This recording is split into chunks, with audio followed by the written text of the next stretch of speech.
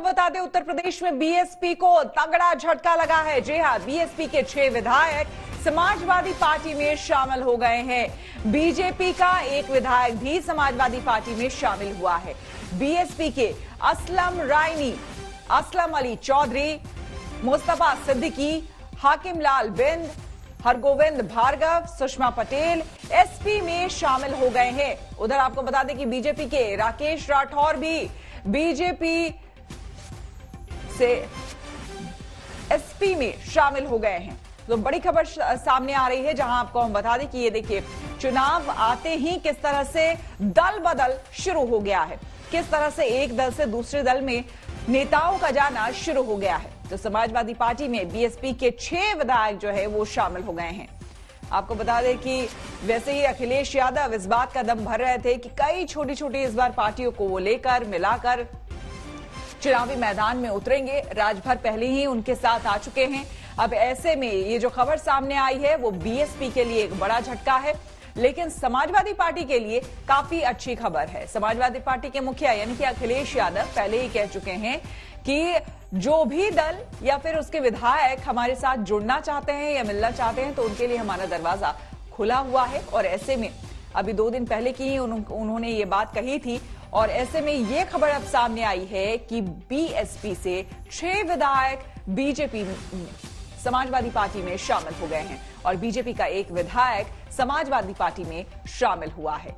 तो बीएसपी के असलम रायनी, असलम अली चौधरी, मुस्तफा सिद्दीकी, हाकिम लाल बिंद, हरगोविंद भार्गव, सुषमा पटेल एसपी में शामिल हो गए।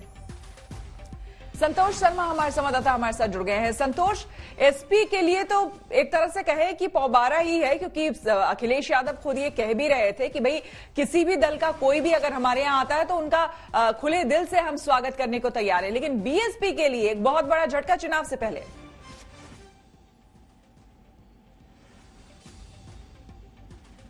संतोष,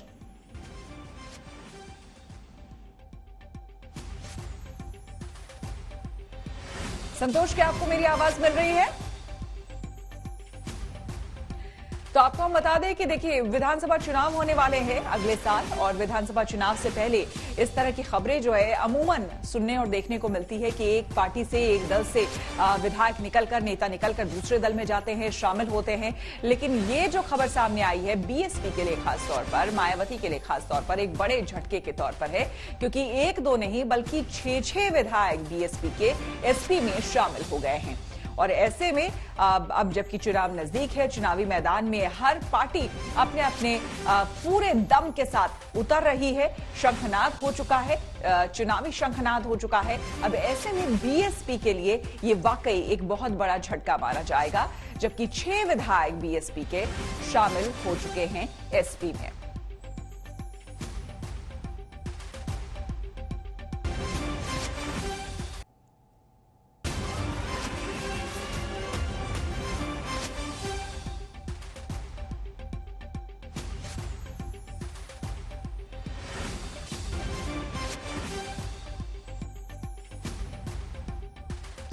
अभिषेक मिश्रा हमारे संवाददाता हमारे साथ जुड़ गए हैं। अभिषेक, जबकि अब चुनावी शंखनाद एक तरह से तमाम पार्टियों का हो चुका है, ऐसे में बीएसपी के लिए वाकई एक बहुत बड़ा झटका। देखिए, बिल्कुल, और कहीं ना कहीं बड़ा झटका है, वो भी ठीक चुनाव से पहले। ये 6 विधायक जो कि बीएसपी से निष्कासित किए गए थे, लंबे समय से समाजवादी पार्टी अध्यक्ष अखिलेश यादव के संपर्क में थे।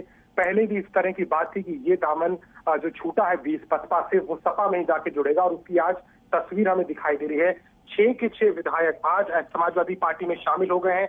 गौर करने वाली बात यह कि ये 6 विधायक अपने अपने क्षेत्र में अच्छा प्रतिनिधित्व रखते हैं, तो ऐसे में समाजवादी पार्टी को कहीं ना कहीं एक लीड यहाँ पर मिल सकती है। एक जो इसमें विधायक हैं असलम अली चौधरी, वो हापुड़ यानी पश्चिमी उत्तर प्रदेश से आते हैं, और उनकी एंट्री के बाद अब बसपा में कोई भी ऐसा विधायक नहीं बचा है जो पश्चिमी उत्तर प्रदेश से हो। तो कहीं ना कहीं अपने काडर और अपनी पार्टी को मजबूत करते हुए अखिलेश यादव लगातार एक के बाद एक ज्वाइनिंग करा रहे हैं। कल ही हमने देखा किस तरीके से पश्चिमी उत्तर प्रदेश से हरेंद्र मलिक, उनके बेटे पंकज मलिक और अन्य नेता लगातार सपा में शामिल हो रहे हैं। और इस बीच बीएसपी को बड़ा झटका, क्योंकि निष्कासन के बाद 6 के 6 विधायक अब सीधे समाजवादी पार्टी के साथ जुड़ रहे हैं, जो 2022 में कहीं ना कहीं मैदान में होंगे क्योंकि उसकी शर्त ये कहीं ना कहीं ये आज उनका दामन समाजवादी पार्टी में थामा गया है। जी बिल्कुल, शुक्रिया आपका। और संतोष हमारे संवाददाता हमारे साथ जुड़े हैं। संतोष, वाकई एक बड़ा झटका तो बीएसपी के लिए है ही, लेकिन ये जिस तरह से निष्कासित थे और लंबे समय से ये अखिलेश यादव के संपर्क में थे, ये पहले से ही कयास लगाए जा रहे थे कि समाजवादी पार्टी से ही ये कहीं ना कहीं जुड़ेंगे, और अब वही खबर सामने आई। देखिए, बिल्कुल, जब राज्यसभा का नामांकन हुआ उसके बाद से मतदान के दौरान जब क्रॉस वोटिंग हुई तो ये 6 लोग ऐसे थे जिन्होंने पार्टी लाइन से इतर जाकर के जो समाजवादी पार्टी के जो कैंडिडेट थे उनके लिए पक्ष में वोट किया। और उसी के बाद से तय हो गया था कि बीएसपी के 6 विधायक पार्टी छोड़ेंगे और पार्टी ने उनको बर्खास्त भी कर दिया। उसके बाद से लगातार इनके समाजवादी पार्टी में शामिल होने की कयास चल रहे थे, लेकिन आज आधिकारिक तौर पर जो असलम रायनी है, असलम अली चौधरी, मुस्तफा सिद्दीकी, हाकिम लाल बिंद, हरगोविंद भार्गव और सुषमा पटेल, ये 6 विधायकों ने बीएसपी के समाजवादी पार्टी के दामन थाम लिया है। लेकिन इनके अलावा एक विधायक बीजेपी के जो सीतापुर से हैं, राकेश राठौर, इन्होंने भी समाजवादी पार्टी का दामन थामा है।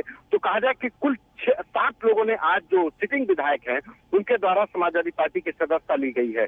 बीएसपी को लगातार समाजवादी पार्टी झटका दे रही है। बीते 24 घंटे में कल जिस तरीके से हरीद मलिक ने अपने पूरे कुंबे के साथ, लाल लश्कर के साथ समाजवादी पार्टी की सदस्यता ली और आज 6 विधायक सपा में शामिल हुए, तो कहीं ना कहीं बीएसपी का जो पश्चिमी उत्तर प्रदेश में जो किला था वो बहता हुआ नजर आ रहा है और समाजवादी पार्टी अपनी किलेबंदी में मजबूत होती दिख रही है।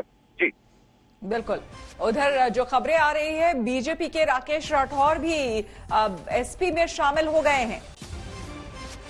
देखिए, बिल्कुल, राकेश राठौर सीतापुर से विधायक हैं, एक जमीनी विधायक हैं और कुछ साल पहले एक ऑडियो वायरल हुआ जिसमें ये राकेश राठौर का ही वो ऑडियो बताया गया, जिसमें अपने दर्द बता रहे हैं कि मैं विधायक हूँ और थाने पर मेरी सुनवाई नहीं हो रही है।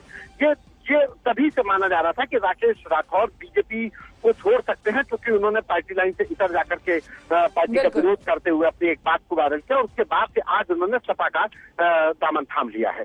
बिल्कुल। संतोष, अखिलेश यादव प्रेस कॉन्फ्रेंस करने वाले हैं, कितनी देर है उनके प्रेस कॉन्फ्रेंस में? देखिए, प्रेस कॉन्फ्रेंस के बस चंद मिनटों में ही शुरू होने वाली है। ये 7 विधायकों का एक कहा जाए कि संबोधन और कहा जाए उनका परिचय के बाद अखिलेश यादव ही इस पूरे मामले को लेकर के अब प्रेस कॉन्फ्रेंस करेंगे। थोड़ी देर में यही कहा जाए कि प्रेस कॉन्फ्रेंस शुरू हो चुकी है, बस अखिलेश यादव का संबोधन शुरू होना है। बिल्कुल। हालांकि कल ही हमने गृह मंत्री की बात सुनी थी तो उन्होंने एक तरह से तंज कसा था अखिलेश यादव पर कि 5 साल तक कुछ लोग गायब होते हैं। अखिलेश यादव कुछ बोल रहे हैं, हम सीधे सुनते हैं।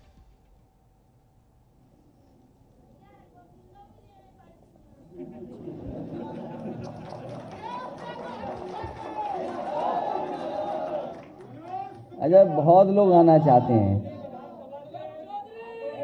बहुत लोग आना चाहते हैं अपनी अपनी गोल के साथ। वो समय आएगा तो चीजें सामने आ जाएंगी, लेकिन जन आक्रोश इतना है, जनता इतनी दुखी है कि आने वाले चुनाव में भारतीय जनता पार्टी का सफाया होगा। और जो मैंने कहा है कि ये नारा जो बदलेगा, भाजपा परिवार भागता परिवार ही दिखाई देगा। कल मैं सुन रहा था भारतीय जनता पार्टी के मन से ये कहा गया कि भारतीय जनता पार्टी ने जो लोक कल्याण संकल्प पत्र 2017 में दिया था उसको 90% पूरा कर दिया गया है और रहा बचा 2 महीने में पूरा हो जाएगा। मुझे लगता यह है कि भारतीय जनता पार्टी ने एक बार लोक कल्याण संकल्प पत्र बनाया 2017 का और उसके बाद उसको कूड़ेदान में फेंक दिया, क्योंकि उसके बाद उन्होंने कभी पन्ना नहीं पलटा। हालांकि ये दावा करते हैं कि पन्ना प्रभारी बहुत बनाते हैं, लेकिन अपना ही लोक कल्याण जो मैनिफेस्टो था वो भूल गए। और इस मैनिफेस्टो में सबसे पहली बात किसानों के लिए जो कही गई वो मैं उसी से पढ़ देता हूं। उसमें कहा गया कि 2022 तक उत्तर प्रदेश के किसानों की कृषि आमदनी को दोगुना करने के लिए एक विस्तृत रोड मैप तैयार किया जाएगा और मंचों से ये भरोसा दिलाया गया किसानों को कि आने वाले समय में उनकी आमदनी दोगुनी हो जाएगी। आज किसान उत्तर प्रदेश का जानना चाहता है कि आखिरकार आय कब दोगुनी होगी। और जिस तरह से महंगाई बढ़ी है, हर जरूरत की चीज महंगी हो गई है। केवल यही झूठ नहीं है, भविष्य में गन्ना किसानों को फसल बेचने के 14 दिनों के भीतर पूरा भुगतान हो जाएगा। अभी भी कई चीनी मिलों का बकाया किसानों का बाकी है, अभी भी ये सरकार नहीं दे पाई है। और किसी पन्ने को आप पलट लीजिए, इस संकल्प पत्र का जनता को किया हुआ वादा एक भी पूरा नहीं हुआ है। सरकार का यह दावा था कि सरकार न्यूनतम समर्थन मूल्य पर किसानों के धान की खरीदारी के लिए व्यवस्था करेगी। धान तैयार है, पीलीभीत, शाहजहांपुर, लखीमपुर, इन इलाकों में धान कट गया है, लेकिन जो कीमत तय की गई थी सरकार की तरफ से, एक भी किसान को सरकार नहीं दे पाई है। और जो नुकसान हुआ है किसान का, जो किसान का नुकसान हुआ है बेमौसम बारिश होने की वजह से, उसकी भी एक भी भरपाई अभी तक भारतीय जनता पार्टी नहीं कर पाई है। और यही नहीं, कृषि का बुनियादी ढांचा को बेहतर करेंगे, इंफ्रास्ट्रक्चर को बेहतर करेंगे। उत्तर प्रदेश का किसान जानना चाहता है कि जो मंडी व्यवस्था पहले से लागू थी, उस मंडी व्यवस्था में कितना सुधार आया है, और उस सुधार के साथ साथ आपने एग्रीकल्चर के लिए, इंफ्रास्ट्रक्चर के लिए कौन सा अच्छा फैसला लिया, अच्छा काम किया है। जो मंडी बन भी रही थी, उनका काम नहीं आगे बढ़ा, और जो चलती हुई मंडी थी, उनको इस सरकार ने बंद कर दिया। सिंचाई को लेकर के न जाने कितना बड़ा दावा किया गया कि 20,000 करोड़ का फंड बनाया जाएगा। वो पता नहीं 20,000 करोड़ कहां चले गए, उसका फंड बन पाया कि नहीं बन पाया है। बुंदेलखंड के सूखाग्रस्त इलाकों को लेकर के मैं आज कहता हूं, बुंदेलखंड की जनता ने सबसे ज्यादा भरोसा किया भारतीय जनता पार्टी पर। सभी सांसद, सभी विधायक जिता दिए, और जितना भरोसा जनता ने किया, उससे ज्यादा बड़ा धोखा भारतीय जनता पार्टी ने बुंदेलखंड की जनता को दिया है।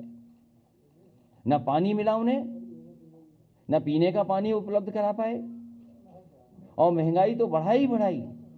और जिस समय मजदूर आए थे बुंदेलखंड में, लोगों की जान चली गई, लेकिन किसी की मदद नहीं की सरकार ने, और वापस मजदूरों को फिर वापस जाना पड़ गया। सिंचाई का कोई इंतजाम सरकार नहीं कर पाई, कोई पन्ना उठा करके देख लीजिए आप। दुग्ध विकास को लेकर के वही जो समाजवादी सरकार में काम हुआ था, उस काम को भी आगे नहीं बढ़ा पा रहे हैं। समाजवादी सरकार थी तो मदर डेयरी का प्लांट 5 लाख लीटर प्रोक्योरमेंट का प्लांट लग गया था।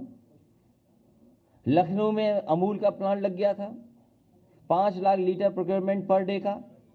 इसी तरह भोगनीपुर में 5 लाख लीटर प्रतिदिन मिल्क का प्लांट लग गया था। काऊ मिल्क डेयरी प्लांट लगा था कन्नौज में, और बहुत सारे उत्तर प्रदेश के पराग के प्लांट को सुधारने के लिए हजारों करोड़ रुपए बजट के माध्यम से दिया गया था। जो गुजरात से अमूल है, नया प्लांट तो नहीं लगा, लेकिन समय समय पर इन अमूल प्लांटों में गुजरात से दूध आता है। सोचिए, उत्तर प्रदेश के किसानों का दूध नहीं खरीद रही सरकार, गुजरात से दूध ला करके इन प्लांटों को चलाया जा रहा है। पशुपालन में तो क्या काम हुआ है, इससे बेहतर कोई जान नहीं सकता है। किस पन्ने को मैं पलटूं? मैं तो पत्रकार साथियों से कहूंगा कि एक पन्ना पलट करके आप हमें भी दे दो, तो मैं पढ़ दूं कौन सा बड़ा झूठ उसमें लिखा गया है। फूड प्रोसेसिंग क्या हुआ है पता नहीं। ये मुफ्त लैपटॉप, एक बात को मैं कितनी बार बोलूं, अब हमें भी नहीं अच्छा लगता बार बार बोलने में। 4.5 साल टैबलेट देते रहे, और अभी भी टैबलेट नहीं मिली है। ये पता नहीं कौन सी टैबलेट बीजेपी दे रही है। और 1 GB इंटरनेट मुफ्त, वो धुएं के निशान मिटा दिए जाएंगे। 1 GB इंटरनेट मुफ्त, बीजेपी के लोग बताएं वो 1 GB कहां है इंटरनेट। शिक्षा संस्थानों का विस्तार, शिक्षा संस्थानों में जो चीज हो रही है वो कल्पना नहीं की जा सकती, वो तो बाद में पता लगेगा। शिक्षा संस्थानों को चौपट कर दिया गया है और एक तरह की सोच के लोगों को बैठा दिया है जिससे कि वर्षों वर्षों वही अपॉइंटमेंट होते रहें। इससे बड़ा समाज का नुकसान कोई नहीं हो सकता जो भारतीय जनता पार्टी ने शिक्षा के क्षेत्र में करके दिया है। बुनियादी ढांचा, मथुरा, काशी, झांसी एवं गोरखपुर को जोड़ने वाली रोड कॉरिडोर का निर्माण करके पूरे उत्तर प्रदेश में आपस में बेहतर तरीके से जोड़ा जाएगा। ये ऐसे लिखा है जैसे ये शहरों में तो मट्टी की सड़क बनी हुई थी पहले से। सोचो आप, जो शहर पहले से ही जुड़े हुए हैं उनको किससे जोड़ रहे हैं ये लोग। पत्रकार साथियों, ये बताओ क्या लिखा है, मैं तो खुद ही नहीं समझ पाया कि मथुरा, काशी, झांसी एवं गोरखपुर को जोड़ने वाले रोड कॉरिडोर का निर्माण करके पूरे उत्तर प्रदेश को आपस में बेहतर तरीके से जोड़ा जाएगा। क्या पहले से नहीं जुड़ा था?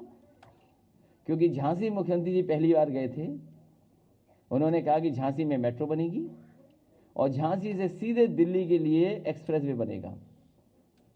वो जानते ही नहीं थे कि झांसी के बाद मध्य प्रदेश आ जाता है, मध्य प्रदेश के बाद चंबल नदी आ जाती है, चंबल के बाद यमुना आ जाती है, उसके बाद कहीं आकर के यूपी आता है। तो सोचो कहां से बन रहा था वो एक्सप्रेसवे। और मेट्रो न झांसी में बनी न गोरखपुर में बनी। आज उत्तर प्रदेश में वही मेट्रो शहरों में बन रही हैं जो समाजवादी सरकार में स्वीकृत थी। वही काम आज धीरे धीरे आगे बढ़ रहा है और लखनऊ के लोगों से दुश्मनी निभाई है मुख्यमंत्री जी ने।